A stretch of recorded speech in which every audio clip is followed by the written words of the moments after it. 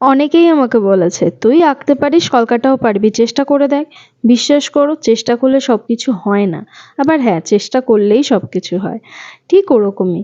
আমি আঁকতে মোটামুটি পারলেও কলকার কিন্তু অনেক টেকনিক আছে যেগুলো আমার জানা নেই।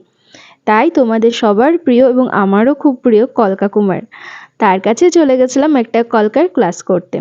ক্লাস করতে গিয়ে এই একজন মহারানীর সাথে আমাদের দেখা। ইনি তো খুবই মিশুকে, কোনো ডিস্টার্ব করে না, বাট কি হয়েছিল জানি না, হঠাৎ করে সব জল রং সব ফেলে দিয়েছিল। যাক গিয়ে কলকা ক্লাস কমপ্লিট করে প্রথম দিন তো নাচতে নাচতে গিয়েছিলাম এবং নাচতে নাচতে বাড়িও ফিরেছিলাম, কিন্তু দুর্ঘটনা তো ঘটেছে তারপরে। বাড়ি আসার সময় এত খিদে পেয়ে গেছিলো, একটা ঝালমুড়ি কিনে সেটাকে খেয়েছি, বাড়ি এসে ভাত ফাতও খেয়েছি। তারপরে যে আমি কলকা করতে বসলাম, 150টা কমপ্লিট করতে করতে 2:20 বেজে গেছিলো। নেক্সট দিন সকালে আবার উঠে ক্লাস আছে, জানি না কিভাবে পৌঁছাবো।